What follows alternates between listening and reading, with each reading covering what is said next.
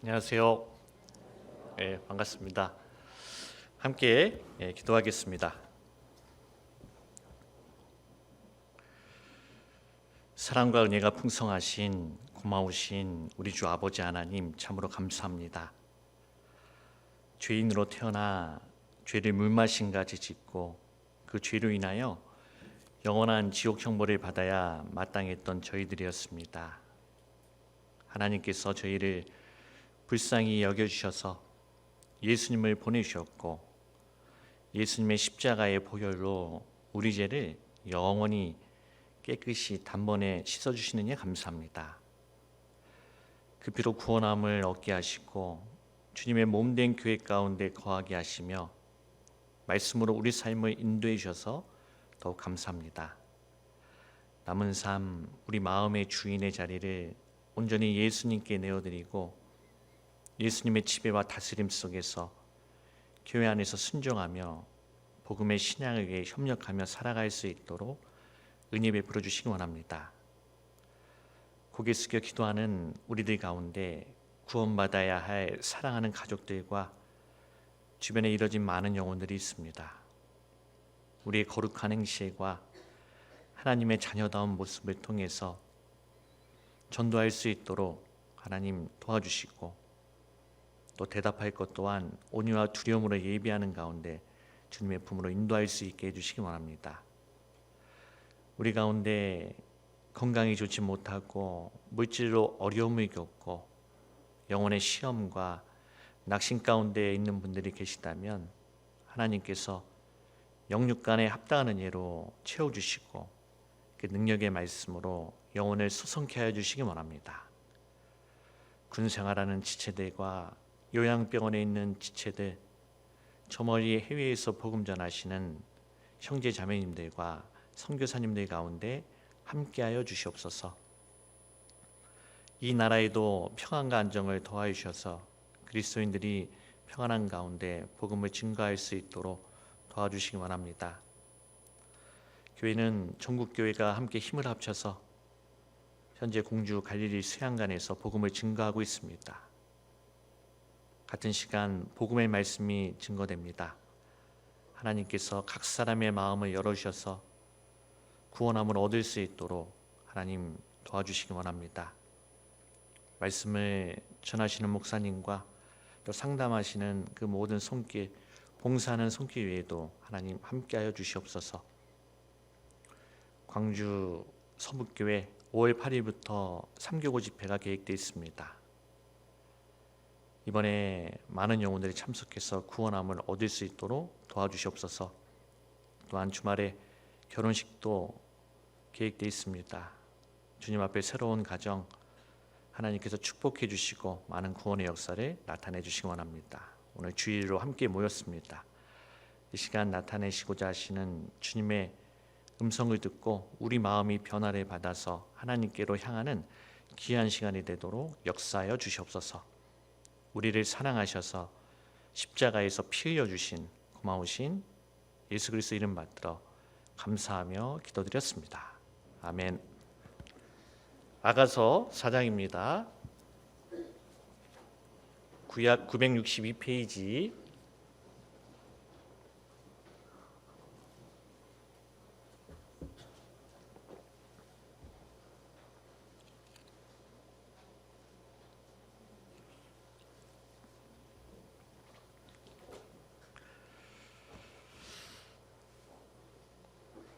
구약 960페이지 아가서 4장 9절 10절은 같이 읽겠습니다. 나의 누이 나의 신부야 네가 내 마음을 빼앗았구나.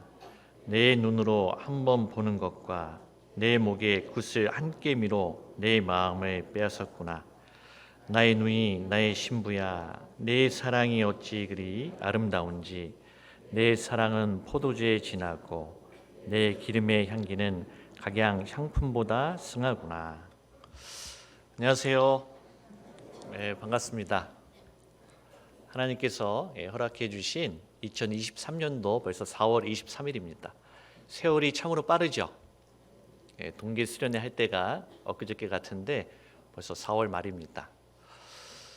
연초에 주님 안에서 많은 계획들을 세우셨을 텐데 그 계획들이 잘 실천되고 계십니까? 주님 안에서 간절히 바라고 원하는 소원들, 그 계획들이 모두 다 이루어지는 한 해가 되었으면 좋겠습니다. 현재 공주 갈릴리 수양관에서는 복음의 말씀이 증거되고 있습니다. 오늘 계속해서 수시로 기도해 주시면 좋겠습니다. 방금 아가서 4장 9절 10절을 읽었습니다. 아가서는 솔로몬과 술람미 여인의 사랑의 이야기를 담고 있습니다. 그런데 그것으로 끝나지 않고 더 나아가서 주님과 교회, 그리스도인의 사랑의 이야기를 담고 있는 책이 아가서입니다. 4장 9절에 나는 솔로몬을 가리킵니다. 그리고 더 나아가서 예수 그리스도를 예표합니다. 또 누이 신부가 나오는데 그것은 술람미 여인을 말하는 것이고 더 나아가서 교회 그리스도인을 가리킵니다. 자, 하나님께서 그 신부를 솔로몬이 신부를 누이야 신부라고 호칭했습니다. 왜 누이라고 했을까요? 누이는 친밀함의 표현입니다. 우리는 공의로운 하나님 앞에 도무지 나가설 수가 없었습니다.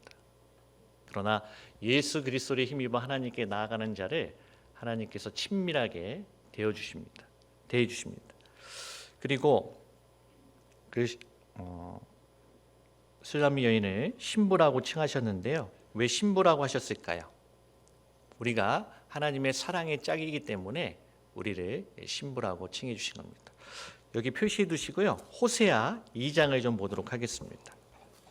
구약 1258페이지입니다.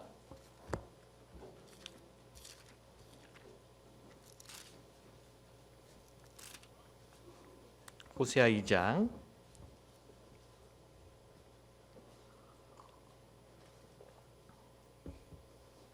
19절 제가 읽겠습니다. 구약 1258페이지 호세아 2장 19절 내가 내게 장가들어 영원히 살되 의와 공변됨과 은총과 긍휼히 여김으로 내게 장가되며 진실함으로 내게 장가들이니 내가 여호와를 알리라. 하나님께서 인간을 만드신 목적은 이 세상에서 잠시 살다 끝나는 인생으로 만든 것이 아니라 영원한 천국에서 함께 살 사랑의 짝으로 우리를 지으셨습니다. 이 세상에서의 부부가 결혼을 합니다. 잠시 살다가 헤어지죠. 헤어질 때 얼마나 슬픕니까? 이 세상의 결혼이란 제도는 하나님과 우리와의 만남을 예표하는 하나의 모형에 불과하고 진정한 혼인관계는 하나님과 우리와의 혼인이고요. 그 결혼 생활은 영원한 천국에서 이루어집니다. 이 가운데 결혼하신 분들이 많이 계시잖아요. 어떻게 결혼 생활 만족하십니까? 고린도전서 7장에 있는 것처럼 결혼한 사람은 육신의 고난이 있다라고 했습니다. 남편은 가족 부양의 일을 해야 되죠. 아침 먹고 일하고 점심 먹고 일하고 또 하루 종일 일하면서 스트레스도 많이 받습니다. 사표를 하루에도 수십 번 던지고 싶지만 그 가족들을 위해서 참고 견디면서 일합니다. 아내는 어떨까요? 하루 종일 밥 짓고 장 보고 빨래하고 코로나19라는 상황 속에서 아이들이 학교에 안 갔잖아요. 그럼 새끼를 다 차려야 됩니다. 또 빨래거리는 얼마나 많이 나옵니까? 또 한국 사람은 찌개를 안 끓이면 밥을 안 먹어요. 또 하루 세 끼 먹으면서 간식까지 찾습니다. 그런 사람을 삼식이 종갓나라고 하면서요. 종갓나라고 그렇게 부른다고 합니다. 자, 이 세상의 결혼 생활 힘들고 어려움이 있죠. 이 세상의 결혼 생활과 천국에서의 결혼 생활은 어떨까요? 비교가 안 되겠죠. 우리와 하나님과의 결혼 생활은 천국에서 이루어지는데 그 결혼 생활은 너무나 기쁘고 즐겁습니다. 하나님께서 우리를 신부로 맞이하기 위해서 준비하신 것이 있습니다. 그것이 호세아 2장 19절에 나오는데요. 내가 내게 장가들어 영원히 살되 의와 공변됨과 은총과 긍휼히 여김으로 내게 장가되며 하나님께서 의와 공변됨을 준비하셨습니다. 의는 옳은 것이죠. 공변됨은 의와 비슷한데 정당함입니다. 우리는 하나님 앞에 도무지 설 수 없는 죄인이었습니다. 아담의 자손으로 태어나서 죄를 문마신 같이 짓고 그 죄로 인하여 영원한 지옥 형벌을 받아야 했던 것이 바로 우리였습니다. 도무지 의롭고 또 공정하신 하나님 앞에 설 수 없는 죄인이었습니다. 그런데 하나님께서 우리를 불쌍히 여기셨고 예수님을 보내셨습니다. 고린도후서 5장 21절에 하나님이 죄를 알지도 못하신 자로 우리를 대신하여 죄를 삼으신 것은 우리로 하여금 저희 안에서 하나님의 의가 되게 하려 하심이니라. 예수님이 우리 죄를 다 짊어지셨고 십자가의 대속으로 구원을 이루셨습니다. 예수님의 하신 일을 믿는 사람을 의롭다고 칭해 주셨죠. 자, 예수님이 우리의 의가 되어 주신 겁니다. 그 예수님을 통해서 이제 하나님 앞에 당당하게 나아갈 수가 있게 되었습니다. 그리고 은총과 긍휼의 여김으로 내게 장가들며 그랬죠. 자, 은총, 자비와 주님의 사랑입니다. 긍휼이죠. 우리는 도무지 주님의 그 은총을 받을 만한 자격이 없던 사람이었습니다. 그러나 예수님을 통해서 놀라운 그 은총을 베풀어 주셨습니다. 또 긍휼히 여겨주셨죠. 긍휼은 원어에 보면 창자, 내장의 의미를 가지고 있습니다. 가장 깊은 곳에서 우러나오는 애끓는 사랑이 바로 긍휼입니다. 자, 우리를 불쌍히 여기셔서 예수님을 보내셨고 예수님의 십자가의 보혈로 우리 죄를 영원히 깨끗이 단번에 씻어주셨습니다. 결국 의와 공변됨, 은총과 긍휼은 모두 다 누구를 가리킬까요? 바로 예수 그리스도를 가리킵니다. 예수님을 통해서 우리 죄를 다 씻어주시고 구원의 옷, 의의 겉옷을 입혀주셨습니다. 그리고 신랑이 사모를 쓰고 신부가 자기 보물로 단장한 것 같이 우리를 아름답게 만들어주셨습니다. 그리고 우리에게 이렇게 말씀하십니다. 다시 아가서 4장으로 돌아가겠습니다. 아가서 4장 7절 표시해 두신 곳 아가서 4장 7절입니다. 나의 사랑 너는 순전히 어여뻐서 아무 흠이 없구나. 주님께서 우리를 이제 하나님께서 순전하게 여겨주시고 어여쁘다 말씀하십니다. 아무 흠이 없다라고 보셔요. 왜일까요? 예수님이 의를 받아들였기 때문에 또 예수님의 긍휼과 또 은총을 받아들였기 때문에 우리 이렇게 순전히 어여쁘게 아무 흠이 없도록 보시는 겁니다. 그리고 하나님께서 그 신부에게 이렇게 말씀하십니다. 9절 보시면 나의 누이 나의 신부야 네가 내 마음을 빼앗았구나. 자, 그 신부에게 네가 내 마음을 빼앗았구나 그랬습니다. 무엇이 하나님의 마음을 빼앗았을까요? 마음을 빼앗았다라는 의미는 이성을 잃을 정도로 사랑한다는 표현입니다. 이 표현은 솔로몬이 술람미 여인을 가리켜서 하는 말이고 또 하나님께서 구원받은 그리스도인에게 이성이 잃을 정도로 마음이 빼앗겼다는, 우리를 사랑한다는 표현입니다. 그렇다면 주님의 마음을 빼앗는 것이 무엇일까요? 성경에 기록되어 있는데, 자, 9절 다시 읽겠습니다. 나의 누이 나의 신부야 네가 내 마음을 빼앗았구나. 내 눈으로 한 번 보는 것과 내 목의 굿을 한 깨미로 내 마음을 빼앗았구나. 눈으로 한 번 보는 것과 목의 굿을 한 깨미가 주님의 마음을 빼앗았다고 했습니다. 그렇다면 내 눈으로 한 번 보는 것이라고 했는데 보는 것은 무엇일까요? 보는 것은 관심과 좋아하는 마음과 사랑하는 마음이 보는 것입니다. 창세기 6장 2절 보겠습니다.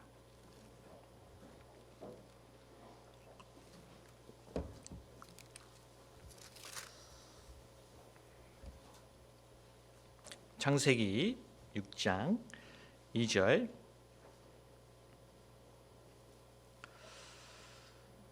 하나님의 아들들이 사람의 딸들의 아름다움을 보고 자기들의 좋아하는 모든 자로 아내를 삼은지라. 하나님의 아들들이 사람의 딸들의 아름다움을 보았습니다. 왜 보았을까요? 관심이 있으니까 보겠죠. 계속해서 보니까 좋아하는 마음이 생겼고 결국 자기 아내를 삼았습니다. 본다라는 것은 좋아하고 사랑하는 마음입니다. 주님은 우리가 주님을 바라보는 것에 마음을 빼앗기십니다. 하나님은 우리에게 하나님의 형상을 닮은 영혼을 우리 몸 안에 넣으셨습니다. 그 영 속에는 영의 속성이 있죠. 존교심, 양심, 영혼을 사모하는 마음을 가지고 주님을 바라보는 것에 주님께서 마음이 빼앗기십니다. 지금 공주 갈릴리 수양관에서는 충계 수양회가 진행되고 있습니다. 우리가 성령 강연회 때 충계, 추계, 하계 수양회 때 새로운 분들이 말씀을 듣는데요. 주님께서 어떤 분들에게 구원의 은혜를 베풀으실까요?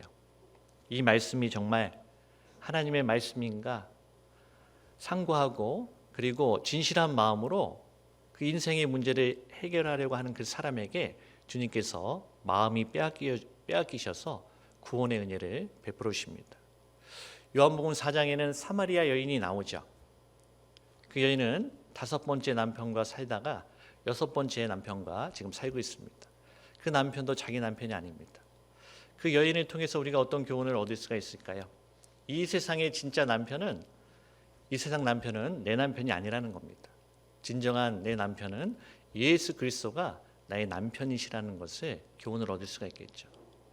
돈이라는 남편, 권력이라는 남편, 쾌락, 명예라는 남편은 진정한 만족과 행복을 가져다 주지 못합니다. 오직 예수 그리스도를 만날 때, 나의 사랑의 짝인 주님을 만날 때 진정한 만족을 얻을 수가 있습니다. 그 사마리아 여인, 겉으로 보기에는 쌀쌀맞고 기가 셉니다. 산전수전 다 겪은 여인이죠. 하지만 그녀의 내면에 주님을 찾고자 하는 마음이 있었습니다. 하나님이 보내주신 그 메시아를 통해서 인생의 문제를 풀고자 하는 그 마음이 있다는 것을 주님은 보셨습니다. 그리고 그녀에게 자신이 메시아라는 것을 알게 해주시고 그리고 구원의 은혜를 베풀으셨습니다. 쓸쓸한 인생, 무엇을 해도 만족함이 없었던 그 인생에게 이제 동네 사람들을 전도할 수 있는 귀한 삶을 살 수 있도록 은혜를 베풀으셨습니다. 마찬가지입니다. 교회 안에 많은 구원받은 그리스도인이 있습니다. 성경 강연에 많은 수련회 때 말씀을 듣습니다. 어떤 사람에게 하나님께서 마음의 평안과 은혜를 가져다 줄까요? 인생을 살면서 여러 가지 그 모든 문제를 이 말씀으로 다시 한번 정리하고 주님의 첫사랑을 회복하려고 말씀을 간절히 듣는 사람에게 하나님께서 구원의 첫사랑도 회복시켜 주시고 그리고 마음의 은혜를 가져다 주십니다. 성경 강연의 말씀을 들으면 정말 놀라운 하나님의 능력이 나타나는 말씀인데 우주 만물을 창조하신 하나님이 기록되어 있습니다. 역사를 주관하시고 과거의 역사와 미래의 역사 속에서 순종했을 때는 복을 내리고 불순종했을 때는 벌을 내리는 하나님이 기록되어 있습니다. 그리고 그 하나님 앞에 비참하고 멸망받아 지옥에 갈 수밖에 없는 나 자신의 모습을 알게 됩니다. 그 죄는 도무지 해결할 수가 없는데 주님 앞에 나아갈 때 하나님께서 회개하는 심령에게 구원의 은혜를 베풀으십니다. 그것을 통해서 우리가 무엇을 깨닫게 됩니까? 아, 그렇지. 내가 섬기는 하나님은 이런 놀라운 능력을 가지고 계신 하나님이구나. 그 하나님께서 내 인생의 작은 문제 하나 해결하지 못하겠어? 하고 내 마음을 주님께로 향할 때 주님께서 구원의 첫사랑도 회복시켜 주시고 그리고 마음의 평강과 기쁨을 가져다 주십니다. 우리가 인생을 살면서 많은 어려움과 고난에 처하게 됩니다. 건강의 문제, 자녀 문제, 경제적인 어려움, 인간관계의 갈등, 진로 문제, 불확실한 문제, 이런 문제들이 생길 때마다 바로바로 주님께 아뢰고 주님의 도우심을 구하면 얼마나 좋을까요? 그러나 그 어려움이 생길 때 세상적인 방법과 인간적인 수단과 지혜를 가지고 내가 스스로 해결하려고 합니다. 그런데 잘 되지 않죠. 풀리지 않습니다. 그런 가운데 이제 다 해보고 안 되면 그제서야 주님을 바라봅니다. 우리가 주님이라면 얼마나 마음이 좀 상할까요? 근데 주님은 다 해보고 안 되고 이제 주님을 바라볼 때 그때도 주님은 우리에게 마음이 빼앗기십니다. 그런데 우리가 주님을 바라보는 것이 몇 번이라고 됐습니까? 내 눈으로 한 번 보는 것에. 자, 우리가 세상적인 방법을 쓰다가 안 되면 주님을 바라보는데 그 바라보는 것, 그 한 번의 마음을 빼앗기신다고 하셨습니다. 그렇다면 우리가 계속해서 어려움과 고난이 있을 때마다 즉각적으로 주님을 바라보고 주님의 도우심을 구한다면 주님께서 얼마나 기뻐하실까요? 자, 보는 것은 바로 좋아하는 마음, 사랑하는 마음입니다. 또 보는 것은요, 믿음입니다. 이스라엘 백성이 광야 생활을 할 때 광야의 길로 또 음식 때문에 불평하고 원망했습니다. 그때 하나님께서 불뱀을 보내셔서 징계하셨습니다. 불뱀에 물려서 죽는 사람도 있었고, 그리고 이제 죽을 수밖에 없는 사람들이 있었습니다. 모세에게 부탁을 하자 하나님께서 모세를 통해서 살 수 있는 길을 방법을 주셨습니다. 그것이 민수기 21장에 나옵니다. 민수기 21장 보겠습니다.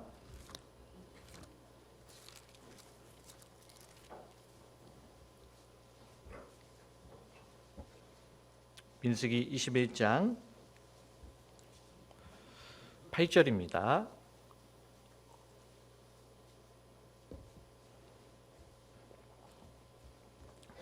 구약 231페이지 민수기 21장 8절. 여호와께서 모세에게 이르시되 불뱀을 만들어 장대 위에 달라 물린 자마다 그것을 보면 살리라. 하나님께서 모세에게 방법을 알려주셨죠. 불뱀을 만들어서 장대에 달고 그것을 쳐다보는 사람은 살 것이라고, 살 수 있는 길을 주셨습니다. 그런데 사람들 중에 그렇게 얘기하는 사람이 있겠잖아요. 아니, 내가 지금 뱀에 물려서 죽게 되었는데 약을 줘야지 그 뱀을 쳐다보면 산다라고 말이 되는 소리를 해라 하면서 안 쳐다보면 어떻게 될까요?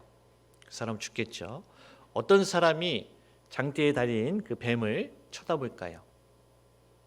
모세의 입으로 나오는 하나님의 그 말씀을 믿는 사람이 쳐다보는 겁니다. 쳐다보면 어떻게 됩니까? 9절. 모세가 놋뱀을 만들어 장대 위에 다니 뱀에게 물린 자마다 놋뱀을 쳐다본 즉 살더라. 놋뱀을 쳐다본 사람은 어떻게 되었습니까? 모두 다 살게 되었습니다. 그런데 이 말씀이 요한복음 3장에 그대로 옮겨져 있습니다. 요한복음 3장으로 가보겠습니다.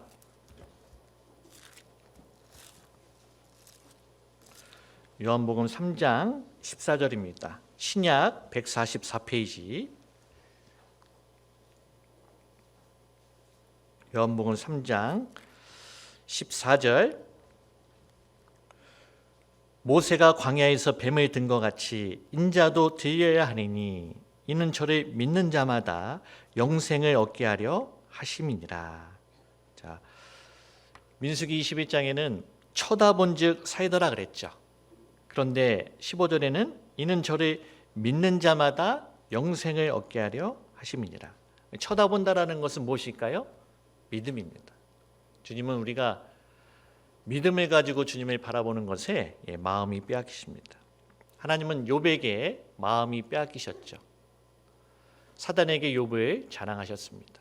내가 내 종 욥을 위하여 보았느냐? 그처럼 순전하고 정직하여 하나님을 경외하며 악에서 떠난 자가 없음이니라. 욥이 어떠한 상황 속에서도 주님의 말씀대로 살고자 하는 그 경외하는 마음을 가지고 순전하고 정직하게 살아가는 그 모습에 주님께서 마음이 빼앗기셨습니다. 하나님은 그런 사람들에게 무엇을 베푸실까요? 여호와의 눈은 온 땅을 두루 감찰하사 전심으로 자기에게 향하는 자를 향하여 능력을 베푸시나니, 그런 사람에게 하나님의 은혜와 능력을 베푸십니다. 믿음을 가지고 믿음대로 살고자 하는 사람에게 하나님께서 함께해 주십니다. 전심으로 자기에게 향하는 자, 그런 사람이 어떤 사람이겠습니까? 이 말씀을 통해서 모든 문제를 해결하려고 하고 말씀대로 살고자 하는 사람이겠죠. 그래서 주야로 말씀을 묵상하고 또 말씀을 삶 가운데 이루려고 하는 사람에게 마음이 빼앗기십니다. 또 먼저 구원받은 그리스도인들과 함께 믿음의 교제를 통해서 함께 협력하고 복음의 신앙을 위해 협력하는 사람, 또 나의 어려움, 또 모든 순간순간마다 주님을 생각하고 범사에 그를 의지하는 가운데 주님께 기도로 맡기는 그 사람, 또한 교회에서 하는 일이 전도와 양육이지 않습니까?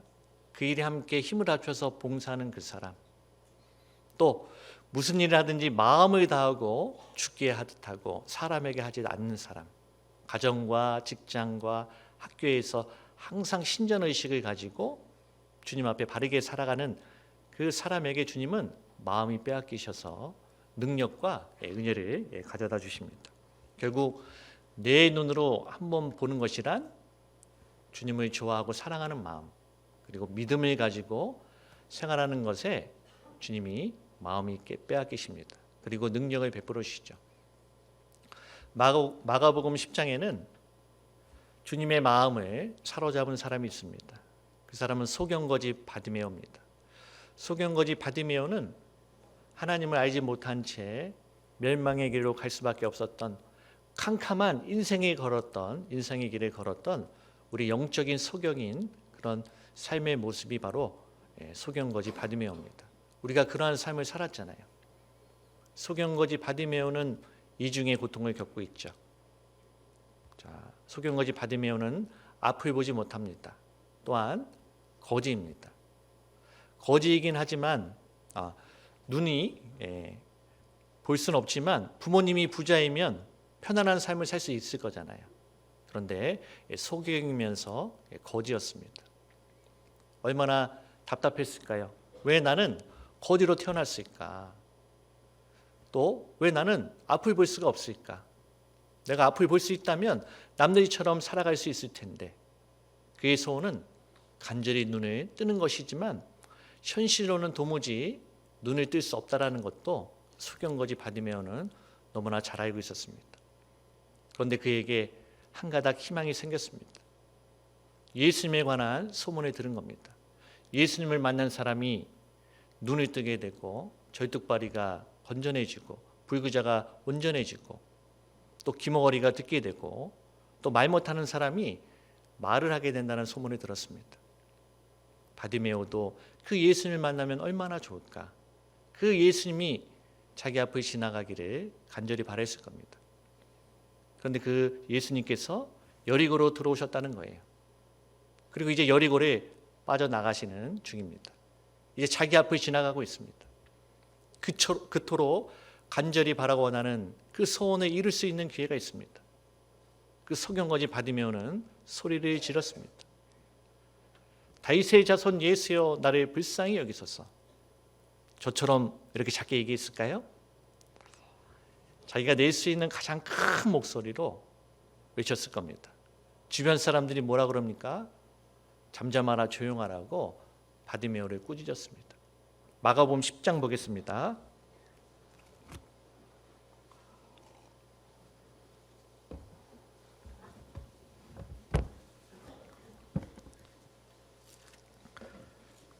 마가복음 10장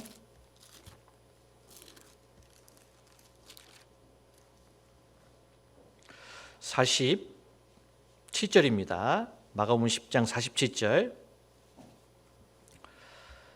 나사렛 예수시란 말을 듣고 소리질러 가로되 다윗의 자손 예수여 나를 불쌍히 여기소서 하거늘. 자, 바디메오는 자기가 낼 수 있는 한 가장 큰 목소리로 예수님을 불렀습니다. 근데 주변 사람들은 뭐라고 합니까? 48절에 많은 사람이 꾸짖어 잠잠하라 하니, 주변 사람들은 저 거지가 오늘도 동냥하는구나 하면서 시끄럽다 조용해라 라고 바디메오를 꾸짖었습니다. 평상시에는 동냥하는 것이었지만 오늘은 구걸하는 것이 아니었습니다. 그토록 간절히 바라고 원하는 그 소원을 이루기 위해서 정말 큰 소리를 냈던 겁니다. 48절 많은 사람이 꾸짖어 잠잠하라 하되 그가 더욱 심히 소리질러 가로되 다윗의 자손이여 나를 불쌍히 여기소서 하는지라. 이 바디메오는 주변 사람들의 그 핍박과 방해에 아랑곳하지 않았습니다. 여러분, 간절한 믿음은 언제 드러날까요? 핍박과 반대가 있을 때 더욱 드러나는 법입니다. 바디메오는 기회를 잘 잡았던 겁니다. 너희는 여호와를 만날 만한 때 찾으라. 가까이 계실 때 그를 부르라. 우리가 기회가 왔을 때 기회를 잘 잡아야 됩니다. 이탈리아 토리노 박물관에 가보면 한 동상이 있습니다. 앞머리는 이제 머리털이 많습니다. 뒷머리는 대머리예요. 발과 그리고 어깨에 날개가 달렸습니다. 그 동상의 이름은 기회의 신 카이로스. 기회는 왔을 때 잡아야 됩니다. 지나가 버리면 이제 기회를 놓치고 맙니다. 노아 시대 때 언제까지 방주에 탈 수가 있었습니까? 방주의 문이 열려 있을 동안만 탈 수가 있는 겁니다. 마찬가지죠. 이 시대에 우리가 이뤄진 영혼들을 전도할 수 있는 기회는 주님이 오실 때까지, 그때까지만 전할 수가 있습니다. 마지막 시대에 그런 모든 징조들이 다 이루어졌습니다. 이제 주님을 위해서 전도하고 싶어도 전도할 수 있는 기회가 곧 사라지게 됩니다. 그 영혼들을 하나님께서 붙여주셨을 때 기회를 잡고 전도하는 것이 마땅하겠죠. 자, 바디메오는 기회를 잘 잡았습니다. 49절 보시면 예수께서 머물러 서서, 자, 예수님께서 멈춰 서셨습니다. 바디메오의 음성을 들으신 거예요. 근데 예수님은 지금 어디로 가는 길이시냐면 예루살렘으로 올라가시는 길입니다. 예수님은 십자가의 죽음을 이제 앞두고 그 죽음을 맞이하기 위해서 예루살렘으로 올라가십니다. 예수님의 심정이 어떨까요? 예수님은 완전한 하나님이시자 우리와 똑같은 연약한 인간의 몸을 가지고 계십니다. 채찍에 120대를 맞으셔야 되고, 그리고 머리에 가시관을 쓰셔야 됩니다. 그 무거운 십자가를 지고 골고다까지 가시고, 또 손과 발에 못 박히시는 그 고통, 옆구리에 창에 찢어서 모든 물과 피를 흘리는 그 고통을 오전 9시부터 오후 3시까지 당하셔야 됩니다. 예수님도 그 예루살렘으로 가는 길이 쉽지 않았습니다. 그런데 그 상황 속에서도 예수님의 발걸음을 멈춰서게 했던 것이 무엇이었습니까? 바로 바디메오의 그 간절함이었습니다. 주님은 언제 멈춰서서 은혜를 베풀으십니까? 간절할 때, 정말 원한을 가지고 사무칠 때 예수님은 능력을 베풀으십니다. 마태복음 15장에도 소경거지 바디메오처럼 간절한 사람이 있었습니다. 스로보닉의 여인, 그 여인에게 흉악한 귀신 들린 딸이 있었습니다. 그 딸을 본 어머니의 마음이 얼마나 아플까요? 그 딸을 고치고자 할 수 있는 모든 것을 다행했을 겁니다. 성경에 귀신 들린 사람들의 모습이 나오죠. 귀신들이 그 사람들을 파리하게 말라가게 하고 죽이려고 불가물에 자주 던지기도 하고, 또 거품을 물게 하고 떼굴떼굴 구르게 하는 것이 귀신이었습니다. 그 모습을 바라보는 그 어머니의 마음, 정말 안타까웠을 겁니다. 그런데 해봐도, 여러 가지 방법을 써봐도 그 귀신을 쫓아낼 수가 없었습니다. 그 어머니도 예수님에 관한 소문이 들었죠. 그래서 예수님이 지나가자 예수님께 소리를 질렀습니다. 다윗의 자손이여, 나를 도우소서. 내 딸이 흉악히 귀신 들렸나이다. 다른 곳에서 많은 능력과 기적을 행하셨던 그 예수님, 그 여인에게는 유독 냉정하셨죠. 제자들이 소리를 지내오니 보내소서. 그때 예수님께서 그녀에게 한마디 하셨습니다. 나는 이스라엘의 잃어버린 양에는 다른 곳에 보내심을 받지 아니하였도다. 너는 이스라엘 사람도 아니지. 나는 먼저 이스라엘에게 은혜를 베풀러 왔다. 라고 말씀하셨습니다. 그러면 그녀는 정말 마음에 상처도 되고 포기도 하고 싶었을 것인데 그러지 않았습니다. 왜냐? 자기 딸이 흉악한 귀신이 들렸기 때문에 그 귀신을 쫓아내고자 하는 그런 마음이 있어서 예수님께 절을 했습니다. 그리고 한마디 했죠. 주여, 나를 도우소서.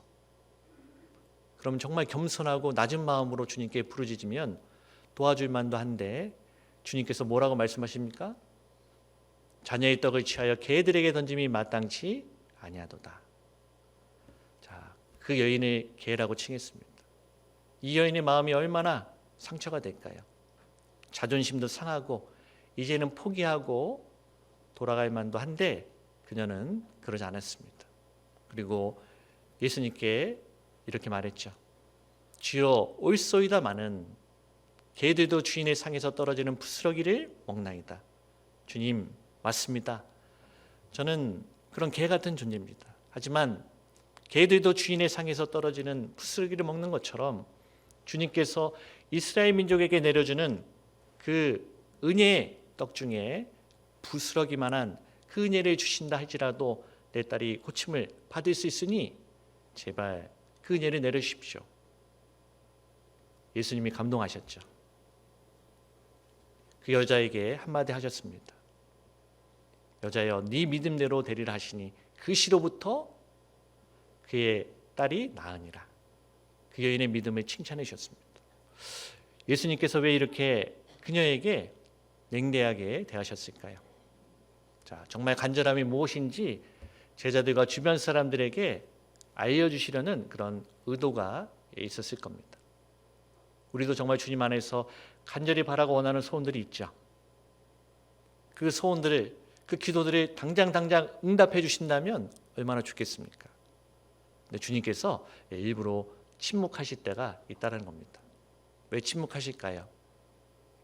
우리의 믿음을 시험해 보기 위해서, 우리로 겸손하고 더욱더 간절함을 나타내기 위해서 일부러 침묵하실 때가 있습니다.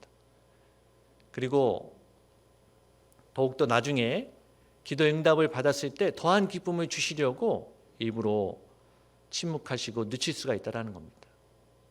우리가 그러할 때 어떻게 해야 될까요? 믿음을 가지고 주님께서는 반드시 내 간절한 기도의 제목을 응답해 주실 것이라는 믿음을 가지고 나에게 맡겨주신 가정의 자리, 또 직장의 자리, 또 학생의 자리, 또 교회 안에서의 그리스도인의 자리를 잘 지켜야 됩니다. 그러면 내 때가 아니라 주님의 때, 내 방법이 아니라 주님의 방법으로 가장 큰 기쁨을 선물을 주실 겁니다. 마르다랑 마리아는 나사로가 죽기 전에 예수님이 오셔서 그 병을 고쳐주시면 좋겠다라고 생각했습니다. 근데 예수님은 지체하셨죠. 그리고 나사로가 죽은 지 이제 썩은 냄새가 풀풀 나는 그 가운데 예수님께서 그 죽은 나사로를 살리셨습니다. 병든 자를 살리는 것과 죽은 자를 살리는 것, 어느 것이 더 하나님의 영광이 드러날까요? 죽은 자를 살리시는 그 하나님, 마르다랑 마리아와 그 주변 사람들은 알게 되었습니다. 아, 예수님은, 하나님은 죽은 자를 살리실 수 있는 그런 놀라운 능력을 가지고 계신 분이구나. 자, 그와 같이 우리에게도 가장 큰 기쁨과 즐거움으로 하나님께서 갚아주실 겁니다. 그때까지 우리는 계속해서 믿음을 가지고 살아야 되겠죠. 오늘날 동일하게 살고 있는 모든 그리스도인에게 소경거지 바디메오처럼 또 스로보니 여인처럼 간절함을 원하십니다. 설날, 추석, 명절날 우리가 사랑하는 가족을 만나면 얼마나 기쁩니까? 그 기쁨도 잠시고 우리가 전도하면 핍박하죠. 누구든지 자기 친족, 자기 가족을 돌아보지 아니하면 믿음을 배반한 자요, 불신자보다 더 악하다라고 했습니다.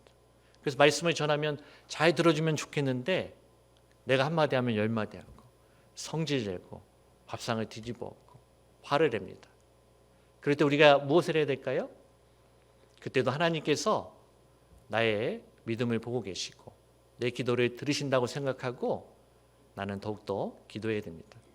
아브라함은 소돔성에 있는 조카 롯을 위해서 계속해서 간절히 기도했습니다.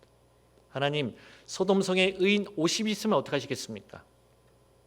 내가 그 성을 멸하지 않겠다. 하나님, 감히 티끌과 같은 나라도 감히 무싸우니 그 50명 중에 5인이 부족한 45인이 있으면 어떡하시겠습니까? 40명, 30명, 20명, 10명 계속해서 주님께 물었습니다. 하나님은 그 아브라함을 생각하셨죠. 소돔성을 멸하시는 가운데 아브라함을 생각하사 롯을 그곳에서 건져내어 주셨습니다. 하나님은 우리의 그 간절한 기도를 들으실까요, 안 들으실까요? 내 기도 수첩에 있는 그 이름의 명단들 주님은 기억하시고 우리의 기도를 통해서 그 영혼들을 심판하지 않습니다. 이스라엘 백성이 왜 심판을 받았습니까? 정말 그 이스라엘 백성을 위해서 간절히 기도하는 사람, 성 무너진 데를 다시 쌓으며 나로 막아서게 할 사람을 찾지 못한 거로 내가 심판하였다고 말씀하셨습니다. 예루살렘에 공의를 행하며 진리를 구하는 자 하나가 없어서 예루살렘이 멸망했습니다. 마지막 시대 소돔성 고모라성보다 더 끔찍한 죄들이 우리 시대에 일어나고 있습니다. 내 사랑하는 가족들, 주변에 이뤄진 영혼들, 그 영혼의 심판을 막기 위해서 우리가 어떻게 해야 될까요? 더욱더 간절하게 기도하고 믿음 생활하면서 말씀을 전해야 됩니다. 예전에 어떤 목사님이 성경 강의에 오셔서 간증을 해주시더라고요. 아버님이 그렇게 강팍하셨대요. 그런데 그 아버지를 위해서 계속해서 눈물을 흘리면서 기도를 드렸답니다. 어느 날 무릎을 꿇고 아버지께 말씀을 한번 좀 들어보자고 이렇게 권했는데 아버님이 무엇이 간데 그렇게 무릎까지 꿇으면서 그렇게 하냐고 하면서 한번 들어보겠다라고 하셨다라는 거예요. 그래서 기회가 생겨서 기회를 놓치지 않고 원로 목사님께 가서 상담을 부탁을 드렸답니다. 모시고 가서 상담하는데 목사님께서 여러 가지 마음을 여시는 얘기하면서 복음을 푸는데 그 복음을 그냥 다 받아들이시더래요. 자, 왜 그렇게 마음이 열려져 있었을까요? 그 사랑하는 아들이 그 아버지를 위해서 간절히 눈물을 흘리며 기도하는 그 모습을 보시고 하나님은 아버지의 마음을 열어주신 겁니다. 그러시면서 이렇게 간증하시더라고요. 이 세상에 구원받지 못할 사람은 아무도 없습니다. 다만 그 영혼을 위해 눈물을 흘리며 기도하며 간절히 말씀을 전해줄 사람이 없어서 구원받지 못하지 다 간절히 기도하면 구원을 받는다라고 말씀해 주시더라고요. 그게 참 위로가 되었습니다. 자, 주님은 우리도 그렇게 간절히 주님께 매달리기를 원하십니다.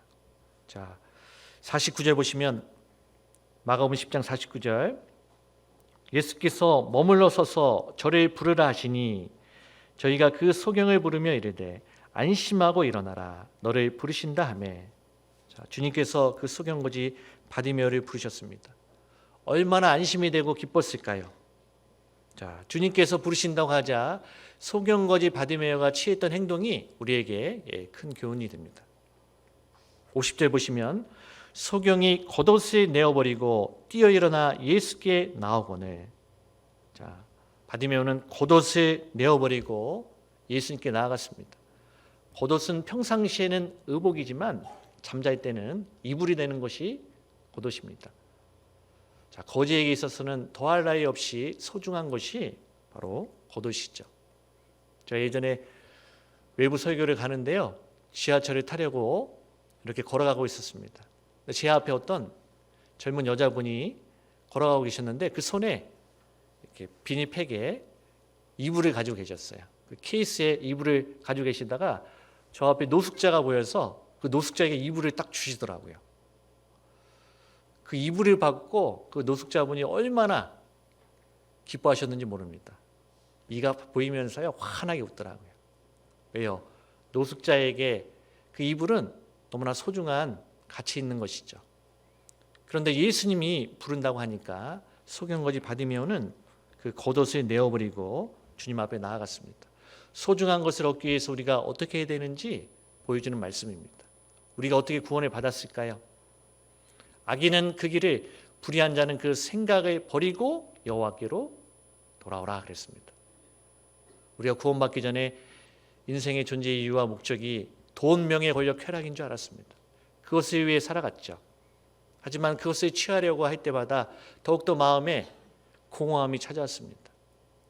그래, 성경을 배우는 가운데 내가 오늘 죽으면 지옥인데 돈이 무슨 소용이고 명예가 무슨 소용이고 권력이 무슨 소용이야 하고 주님 앞에 돌아왔을 때 주님은 구원을 주셨습니다. 마찬가지죠. 구원 이후에도 주님 앞에 우리가 정말 소중한 것을 얻기 위해서 버려야 될 것이 많이 있을 겁니다. 구원받고 나서 얼마나 감사했습니까? 처음에는 그 구원의 은혜에 감사해서 어떻게 하면 이 사랑을 전할까 전국 방방곳곳에 찾아다니며 복음을 전했습니다. 그런데 구원의 연수가 늘어나면서 1년, 2년, 10년, 20년이 되면서 내 마음의 보좌에 주님이 아니라 세상 것들이 자리 잡게 되었습니다. 그리고 마음이 식었죠. 그렇다면 이제 어떻게 되겠습니까? 다시 내 마음에 보좌에 앉아있는 그 세상 것들을 다 내어버리고 바로 주님을 내 보좌에 앉혀드려야 됩니다. 내 보배를 진토에 버리며 오빌의 금을 강가의 돌에 버리라.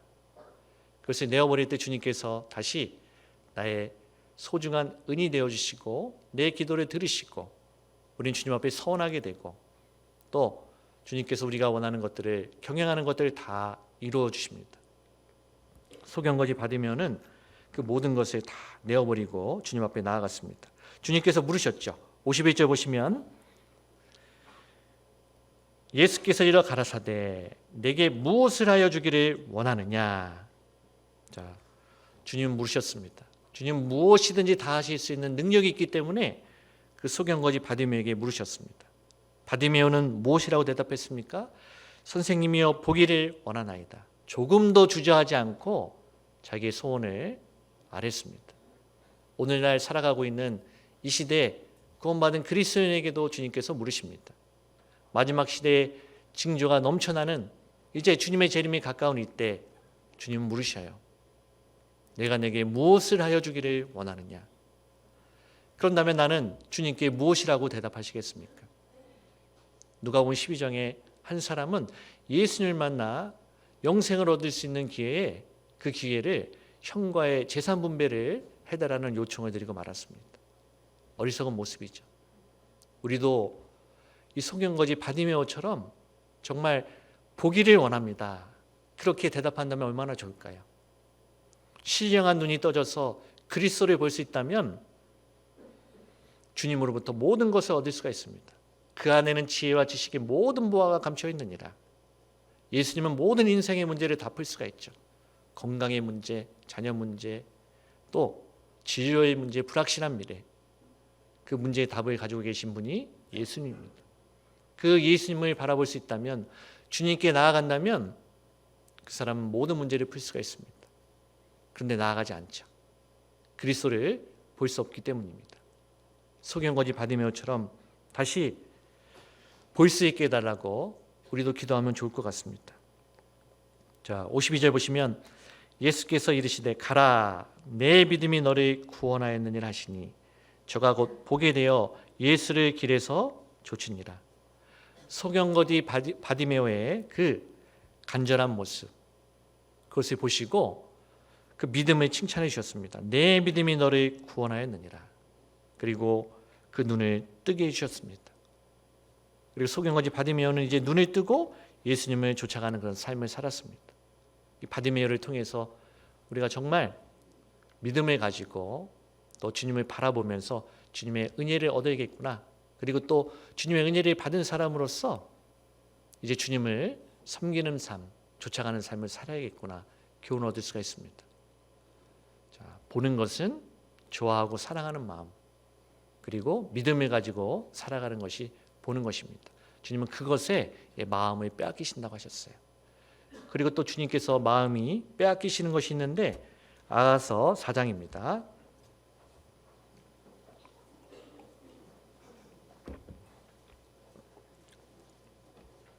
아가서 4장 9절 나의 누이 나의 신부야 네가 네 마음을 빼앗았구나. 내 눈으로 한 번 보는 것과 내 목의 굿을 한 끼미로 내 마음을 빼앗았구나. 내 눈으로 한 번 보는 것에 마음을 빼앗기신다고 하셨고 또 내 목의 굿을 한 끼미로 내 마음을 빼앗았구나 말씀하셨습니다. 자, 굿을이란 무엇일까요? 굿은 진주죠. 진주는 어떻게 만들어집니까? 조개의 고난으로 만들어집니다. 조개의 부들부들한 살에 어떤 상처가 나면 그 상처를 타액으로 감싸는 가운데 진주가 만들어집니다. 저절로 만들어지는 것이 아니라 고통과 고난으로 만들어지는 것이 진주입니다. 내 목의 굿을 한 깨미, 그 한 깨미는 목걸이에 달려있는 그 진주 하나를 가리킵니다. 자, 우리가 구원받은 그리스도인이 주님을 위해 희생하고 수고하는 그 삶, 그것을 통해서 진주가 만들어진다는 겁니다. 그것에 주님께서 마음이 빼앗기셔요. 그런데 굿을 한 깨미의 마음이 빼앗기시는데 한 번이 아니라 주님 오실 때까지 지속적으로 순종하면서 교회 안에 거하며 주님을 위해 희생과 수고하는 그 사람을 통해서 주님이 얼마나 마음이 빼앗기시겠어요. 주님은 그것에 마음이 빼앗기신다고 하셨습니다. 천국은 진주대문으로 이루어졌죠. 계시록 21장 한번 보겠습니다. 계시록 21장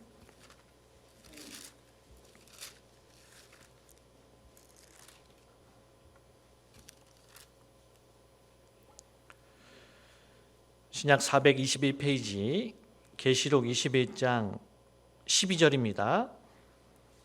크고 높은 성곽이 있고 12문이 있는데 문에 12천사가 있고 그 문들 위에 이름을 썼으니 이스라엘 자손 12지파의 이름들이라.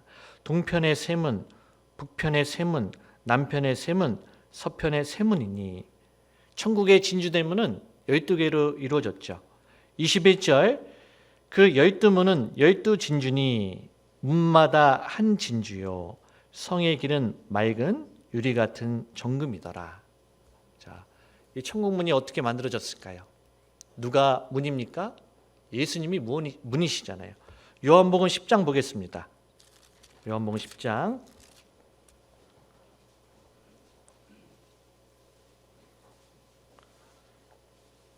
신약 162페이지 요한복음 10장 7절 그러므로 예수께서 다시 이르시되 내가 진실로 진실로 너희에게 말하노니 나는 양의 문이라. 9절 내가 문이니 누구든지 나로 말미암아 들어가면 구원을 얻고 또는 들어가며 나오며 꼴을 얻으리라. 예수님께서 당신의 문이라고 말씀하셨습니다. 천국문은 어떻게 만들어졌을까요? 예수님께서 이 세상에 오셨습니다. 그 예수님은 하나님이시죠. 죄인들의 조롱과 비난, 수역, 침뱉음을 다 참으셨습니다. 채찍에 120대를 맞으시고 머리에 가시관을 쓰셨습니다. 골고다 십자가를 지고 무거운 십자가를 지고 골고다까지 걸어가셨죠. 가다가 넘어지면 채찍으로 때리고 또 일어나서 걷다가 넘어지면 채찍으로 때리고 결국 구린의 시몬이라는 사람이 대신 십자가를 지고 골고다까지 걸어갔습니다. 골고다에서 예수님의 옷을 벗기고 손과 발에 못을 박고 그리고 옆구리에 창을 찔러서 예수님은 고난을 당하셨습니다. 예수님의 고난이 없었다면 그 구원의 문이 만들어지지 않았을 겁니다. 예수님은 구원의 문이십니다. 내가 곧 길이요 진리요 생명이니 나로 말미암지 않고는 아버지께로 올 자가 없느니라. 예수님은 구원을 이루는 그 고난은 다 받으셨습니다. 이제 우리가 그 십자가의 복음을 전하는 데 있어서 고난을 받아야 됩니다. 복음을 전하는 고난, 그것을 우리에게 남기셨습니다. 자, 골로새서 1장 보겠습니다.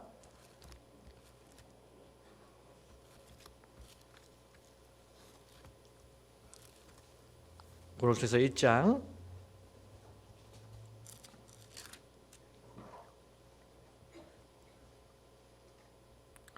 24절 같이 읽겠습니다. 내가 이제 너희를 위하여 받는 괴로움을 기뻐하고 그리스도의 남은 고난을 그의 몸된 교회를 위하여 내 육체에 채우노라. 그리스도의 남은 고난, 주님께서 십자가의 복음을 이루셨는데 이제 그 복음을 전하는 그 고난은 이제 바로 내가 당해야 됩니다. 사도 바울도 얼마나 많은 고난을 당하셨습니까? 40에 하나 감암매를 5번이나 맞았죠. 3번 태장, 1번 돌에 맞고 3번 파선했는데 일주일을 기품에서 보냈습니다. 강의 위협, 강도의 위협, 동족의 위협, 이방인의 위협, 또 신의 위협, 광야의 위협, 바다의 위협, 거짓 형제의 위협, 또 수고하고 애쓰고 자지 못하고 굶주리고 헐벗고 추위를 당하면서 복음을 전했습니다. 바울이 가는 곳마다 교회가 생겼고 또 구원의 역사가 일어났습니다. 마찬가지죠. 우리도 복음을 전할 때 고난을 당합니다. 핍박을 당하죠. 사랑하는 가족들, 주변에 이뤄진 영혼들 하계서양에 충계서양에 인도하려고 우리가 찾아갑니다. 그러면 잘 들어주면 좋을 텐데 얼굴을 붉히고 밥상을 뒤집어 엎고 성질을 내고 이런 말 안 하면 찾아오지도 말라. 이렇게 하려면 인연을 끊자라고 우리를 위협합니다. 그래도 안전할 수가 없잖아요. 하나님 앞과 산자와 죽은 자를 심판하시 그리스도 예수 앞에서 그의 나타나실 것과 그의 나라를 두고 엄히 명하노니 너는 말씀을 전파하라. 때를 얻든지 못 얻든지 항상 힘쓰라. 범사의 오래 참음과 가르침으로 경칙하며 경계하며 권하라. 그 말씀이 있기에 우리는 가서 그 사랑 가족들에게 말씀을 전합니다. 우리가 어떻게 그 복음을 전하지 말라는 그 소리를 들을 수가 있겠어요? 산헤드린 공회에서 예수님과 그의 제자들을 붙잡았습니다. 그리고 다시는 예수님의 이름으로 말하지도 말고 가르치지도 말라고 했어요. 베드로와 요한이 대답했죠. 하나님 앞에서 너희 말 듣는 것이 하나님 말씀 듣는 것보다 옳은가 판단하라. 우리는 보고 들은 것을 말하지 아니할 수 없다니. 자, 우리도 마찬가지입니다. 우리가 구원을 받고 또 그 구원의 능력을 통해서 힘있게 살아가고 은혜를 받습니다. 그것을 나 혼자만 알 수 없잖아요. 그래서 우리는 전하지 않을 수가 없습니다. 부모님이 복음을 전하지 말라고 합니다. 주 안에서 순종하라고 했습니다. 우리가 순종을 하지만 복음을 전하지 못하게 하는 것, 또 교제 나가지 못하게 하는 것을 순종할 수 없습니다. 또 남편에게 순복하라고 했지만 남편이 교회 나가지 못하게 하는 것, 또 전도하지 못하게 하는 것을 우리는 순복할 수가 없습니다. 어떤 사람들은 그 고난을 피하려고 합니다. 그러면 주님이 기뻐하지 않습니다. 구원은 은혜로 받지만 그 다음의 신앙생활은 이제 주님을 위해 수고하고 고난을 받는 삶을 살아가는 것이죠. 주님께서 그것을 기뻐하십니다. 우리를 구원해 주신 목적도 무엇일까요? 우리가 예수님의 발자취를 좇아서 그 고난을 받기를 원하셔서 우리를 구원해 주셨다고 말씀하셨습니다. 베드로전서 2장입니다.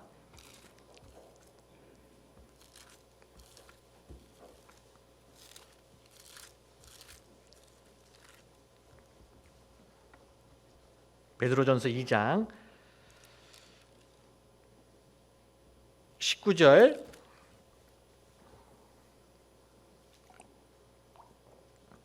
신약 379페이지 베드로전서 2장 19절입니다. 애매히 고난을 받아도 하나님을 생각함으로 슬픔을 참으면 이는 아름다우나 죄가 있어 매를 맞고 참으면 무슨 칭찬이 있으리요.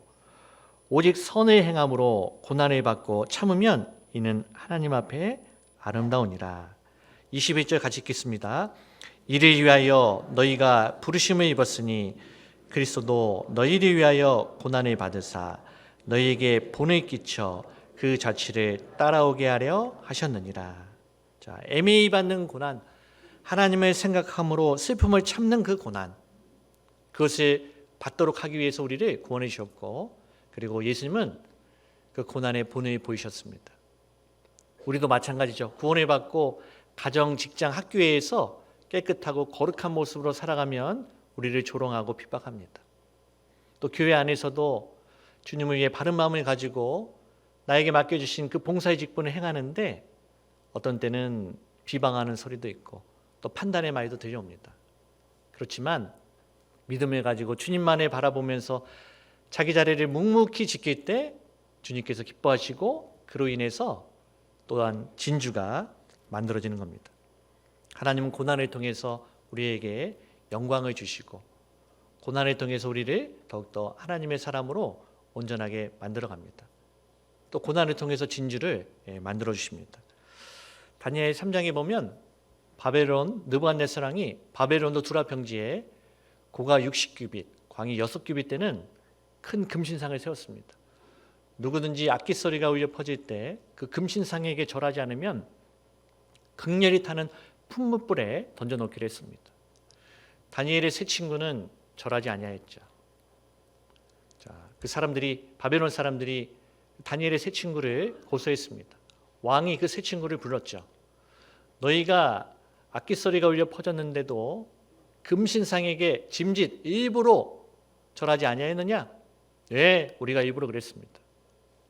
왕이 우리를 극렬히 타는 풀무불에 던져 넣으실지라도 하나님께서 건지시겠고 그리 아니하실지라도 왕이 세운 금신상과 왕이 섬기는 신들에게 절하지 아니할 줄을 아옵소서. 왕이 화가 났습니다. 평상시보다 7배나 풀무불을 뜨겁게 했죠. 얼마나 뜨거웠던지 다니엘의 세 친구를 포박했던 그 군사들이 뜨거워서 불에 타서 죽었습니다. 포박된 상태로 불구덩이에 던져 넣었습니다. 그런데 놀라운 일이 벌어졌습니다. 그들이 포박됐던 그 줄이 풀렸죠. 3명을 던졌는데 몇 명이 있었습니까? 4명이 있었습니다. 그 한 명은 누구셨죠? 바로 예수 그리스도셨습니다. 자, 다니엘이 세 친구가 받은 고난을 통해서 우리가 무엇을 얻을 수가 있을까요? 우리를 올가매는 그런 모든 줄들이 언제 풀립니까? 불은 고난이잖아요. 고난 가운데 들어갈 때 그 줄이 풀립니다. 주는 영이시니 주의 영이 계신 곳에는 자유함이 있다라고 했습니다. 그리고 또 고난 가운데 누가 계셨습니까? 주님이 계셨어요. 눈이 안 좋은 사람은 안경 없이는 주님을 볼 수가 없겠죠. 자, 안경은 보는 매개체입니다. 마찬가지입니다. 고난은 주님을 더욱더 확연히 바라볼 수 있는 매개체죠. 그리고 주님은 고난 가운데 우리를 보호하십니다. 미국 플로리다주의 그 농장의 주인이 날씨가 영하 6도로 내려가니까요, 그 농작물에 물을 뿌렸습니다. 그러면 그 농작물이 얼게 되겠잖아요. 그러면 그 얼음 안의 온도는 영하 1도씨로 보온이 된다고 합니다. 오히려 그 고난이 보호하는 거죠. 마찬가지입니다. 우리가 언제 깨끗하고 의롭고 거룩한 삶을 살 수가 있을까요? 바로 고난 가운데 더 깨끗한 삶을 살 수가 있습니다. 그리고 그 고난이 하나님을 증거했죠. 바벨론 느부갓네살 왕이 사드락 메삭 아벳느고의 하나님을 찬양을 하면서 찬양을 했고, 방백, 도백, 또 수령, 모사들이 그것을 다 지켜봤습니다. 고난을 통해서 다니엘의 세 친구들의 믿음이 드러났고, 그것을 통해서 영광을 얻게 되었습니다. 하나님은 고난을 통해서 열매를 맺게 하십니다. 하나님의 일이 땅에 떨어져 죽지 아니하면 하나에 그대로 있고, 죽으면 많은 열매를 맺느니라. 로키 산맥의 해발 3200m에 수목 한계선에 자라는 나무들이 있습니다. 그 나무들은 매서운 바람을 맞고 자라서요, 무릎을 꿇고 있는 그런 형상의 나무의 모습으로 자랍니다. 그런데 전 세계적으로 가장 공명이 잘 되는 바이올린은 바로 그 무릎을 꿇는 그 나무로 만든다고 해요. 자, 사람의 심금을 울리고 영혼에 감동을 주는 그 바이올린은 온실 속에 자란 화초처럼 그런 나무가 아니라 많은 매서운 풍파와 고난을 이기고 고초를 당한 그 나무가 아름다운 그런 소리를 낸다는 것입니다. 마찬가지죠. 구원받은 그리스도인도 언제 아름다운 그런 복음의 소리, 그리스도의 향기를 훨훨 날리게 될까요? 바로 인생 가운데 여러 가지 어려움을 통해서 그 가운데 함께 하시는 하나님을 경험하게 되었을 때 우리는 더욱더 아름다운 소리를 내게 됩니다. 그러니 우리가 고난을 당할 때 어떠한 마음을 가져야 될까요? 베드로전서 4장입니다.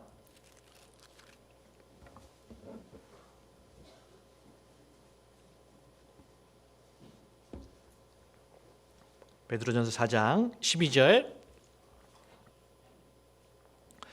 사랑하는 자들아, 너희를 시련하려고 오는 불시험을 이상한 일에 당하는 것 같이 이상히 여기지 말고 오직 너희가 그리스도의 고난에 참여하는 것으로 즐거워하라. 이는 그의 영광을 나타내실 때 너희로 즐거워하고 기뻐하게 하려 함이라. 14절은 같이 읽겠습니다. 너희가 그리스도의 이름으로 욕을 받으면 복 있는 자로다. 영광의 영, 곧 하나님의 영이 너희 위에 계십니다. 우리에게 오는 그런 불시험, 시련하라고 오는 그 불시험을 이상한 일이 당하는 것 같이 이상하게 여기지 말라고 했습니다. 그 이유가 무엇입니까? 그 그리스도의 고난에 참여한 것을 통해서 하나님 우리에게 영광을 주시기 때문이죠. 그리고 욕을 받으면 복 있는 자라고 했죠. 영광의 영이 너희 위에 계십니다. 자, 고난을 받는다. 하나님께서 더욱더 함께 하심을 체험할 수 있고, 그 고난을 통해서 영광을 얻게 되고 또 단련되고 또 하나님의 사람으로 온전케 되기 때문에 그 고난을 기뻐하라고 말씀하셨습니다. 우리에게도 많은 어려움과 고난이 있습니다. 직장 생활하는 가운데 까다로운 직장 상사, 괴롭히는 사람이 분명히 있죠. 괴롭히는 남편, 괴롭히는 아내, 말 안 듣는 자녀들도 있을 수 있습니다. 그것을 누가 허락하셨을까요? 주님이 허락하셨죠. 그 고난을 주시는 주체가 주님이라고 인정하면 하나님께서 나에게 기쁨을 주시기 위해서 이것을 허락하셨구나, 인정이 되면서 불평과 원망이 안 나옵니다. 그런데 나를 괴롭히는 그 직장 상사, 그 사람만 보면 어떨까요? 정말 괴롭고 미운 마음, 불평과 원망이 올라오죠. 그런데 주님을 바라볼 때 그 모든 것들이 정리가 됩니다. 그래서 우리는 고난을 주시는 주체가 주님이고 그것을 통해서 우리에게 진주를 만들어 주시려고 하는 그 목적을 이해해야 됩니다. 우리가 주님을 바라보고 주님을 위해서 진주 깨미를 꿰는 그 삶, 그것을 주님은 알아보십니다. 그리고 우리가 그런 일을 행하는 것은 그 바탕에는 우리가 하나님에 대한 사랑이 담겨 있는 거죠. 그 사랑을 주님께서 알아주시고 이렇게 말씀하십니다. 아가서 4장입니다. 아가서 4장 10절. 나의 누이 나의 신부야, 내 사랑이 어찌 그리 아름다운지. 내 사랑은 포도주에 진하고 내 기름의 향기는 각양 향품보다 승하구나. 자, 나의 누이 나의 신부야, 내 사랑이 어찌 그리 아름다운지. 우리가 주님을 바라보고 믿음 있는 생활을 하고 주님을 위해 고난받는 그 삶을 살아가는 것을 주님께서 알아주셔요. 그리고 내 사랑이 어찌 그리 아름다운지 그것을 아름답게 보십니다. 그러면서 이렇게 우리에게 말씀해 주셨습니다. 내 사랑은 포도주에 진하고 내 기름의 향기는 각양 향품보다 승하구나. 내 사랑은 포도주에 진한다. 포도주는 기쁨과 즐거움입니다. 주께서 내 마음에 두신 기쁨은 저희의 포도주에 주께서 내 마음에 두신 기쁨은 저희의 곡식과 새 포도주의 풍성할 때보다 더하니다 그랬죠.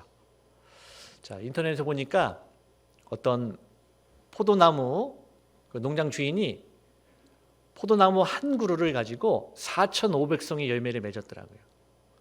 자, 그것을 보는 그 주인의 마음이 어떨까요? 많은 열매를 맺는 그 포도나무가 얼마나 귀하겠어요. 그 열매가 귀하겠죠. 굉장한 기쁨이 될 겁니다. 그런데 우리가 주님을 바라보고 주님을 위해서 고난받는 삶을 살아갈 때 그 포도농장 주인이 열매를 바라보는 것보다 더 승한 기쁨을 누구를 통해서 느끼십니까? 바로 나를 통해서 주님께서 느끼신다는 겁니다. 주님은 나를 기뻐하셔요. 그리고 내 기름의 향기는 각양 향품보다 승하구나 그랬죠. 자, 기름은 성경에서 성령이죠. 우리 구원받은 그리스도인이 주님을 바라보고 믿음 생활을 하는 그런 성령의 충만한 생활을 할 때 주님께서 우리에게 퍼져나는 그 향기는 세상의 모든 향품보다 더 승하구나, 더 아름다운 향기를 낸다라고 우리에게 칭찬해 주셨습니다. 이 세상의 여인들 가냘프고 또 아름다운 옷을 꾸미고 치장을 하죠. 근데 우리 자매님들 어때요? 직장 생활도 하고 맨날 집에서 하는 것이 밥 짓고 장 보고 빨래하고, 교회당에 와서도 하시는 일이 뭐예요? 대전도 집회 때 장 보고 밥 짓고 설거지하고, 또 집에서도 마찬가지입니다. 남편과 또 자녀들을 돌보느라고 계속해서 수고하십니다.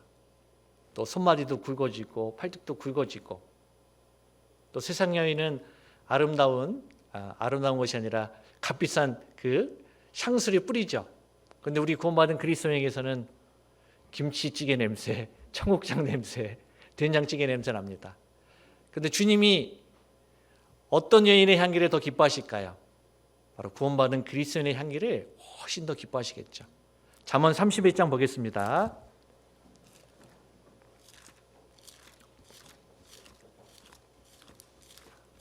잠언 31장 30절.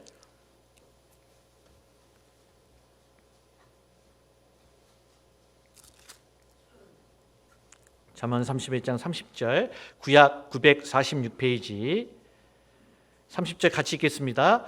고운 것도 거짓되고 아름다운 것도 헛되나 오직 여호와를 경외하는 여자는 칭찬을 받을 것이니라. 고운 것, 아름다운 것, 그런 것들이 다 쇠하고 사라질 것이지만 여호와를 경외해서 주님을 모시고 섬기는 삶, 그것은 하나님께서 인정해 주시고 기뻐하시고 또 칭찬해 주십니다. 오늘 본문을 통해서 우리가 해야 될 것을 배웠습니다. 내 눈으로 한 번 보는 것과 내 목의 구슬 한 깨미가 내 마음을 빼앗았구나. 그렇다면 우리가 주님 오실 때까지 해야 될 것이 무엇일까요? 주님을 바라보고 좋아하고 믿음 생활하는 것, 또 주님을 위해서 고난받는 삶을 살아가는 것이 우리 구원받는 그리스도인이 해야 될 일인 것이죠. 그렇다면 마지막 시대를 살아가는 그리스도인으로서 어떻게 전도해야 될까요? 그것도 주님을 바라보는 것처럼 이뤄진 영혼을 바라보는 겁니다. 그 바라본다는 것은 좋아하는 마음이잖아요. 그 영혼을 관심 갖고 좋아해주고 사랑해줘야 되겠죠.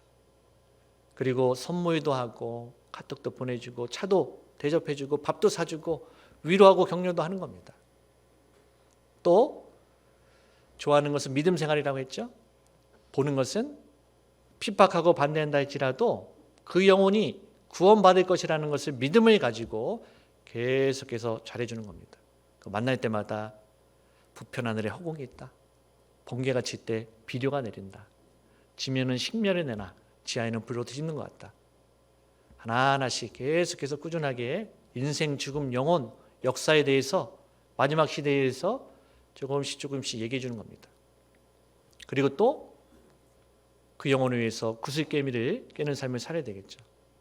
핍박과 반대 또 배척한다 할지라도 우리는 믿음을 가지고 끝까지 우리는 그 영혼에 대해서 사랑하는 마음을 가지고 수고하고 희생할 때 그 영혼이 누구를 바라보게 될까요? 결국에는 나를 바라보게 됩니다. 그렇다면 나를 바라보는 것은 결국 누구를 바라보는 것일까요? 주님을 바라보는 것이죠. 그러면 그 영혼이 나를 통해서 주님을 바라보게 된다면 하나님은 그 영혼에게 우리에게 베푸셨던 구원의 은혜도 베풀어 주시고 그리고 구원 이후에 시편 23편에 있는 것처럼 내 삶에 필요한 모든 것들을 풍성하게 채워주시고 의의 길로 인도해 주시고 보호해 주시고 함께 해주시고 또 능력으로 덧입혀 주실 겁니다. 우리가 이렇게 주님 오실 때까지 주님을 바라보는 삶 그리고 주님을 위해 고난받는 삶을 살다가 주님 만났을 때 잘하였다 착하고 충성된 종이라고 칭찬받는 우리 광주 서북교회 식구들이 되었으면 좋겠습니다. 기도하고 마치겠습니다. 사랑과 은혜가 풍성하신 고마우신 우리 주 아버지 하나님 참으로 감사합니다. 우리를 예수님의 보혈로 구원해 주시고 주님의 몸이 된 교회 가운데 거하게 하시고 우리 삶을 인도해 주셔서 감사합니다. 주님 오실 때까지 겸손히 교회 가운데 거하며 주님을 바라보며 살아가도록 도와주시옵소서. 그런 가운데 우리를 통해서 계속해서 구원의 역사를 나타내 주시기 원합니다. 지금 공주 갈릴리 수양관에서는 복음의 말씀이 증거되고 있습니다. 이번에 참석한 모든 분들 주님을 바라보고 구원함을 얻을 수 있도록 도와주시옵소서. 상담하는 모든 손길과 봉사하는 손길 가운데 함께해 주시옵소서. 5월 8일부터 계획되어 있는 3교구 집회 가운데 함께해 주시고 말씀을 증거하시는 담임 목사님 가운데 더욱 함께해 주시기 원합니다. 담임 목사님 중심으로 더욱더 하나가 되어서 올 한 해 많은 영혼들을 주님의 품으로 인도하는 광주 서북교회가 될 수 있도록 도와주시옵소서. 우리를 사랑하셔서 십자가에서 피 흘려 주신 고마우신 예수 그리스도 이름 받들어 감사하며 기도드렸습니다. 아멘.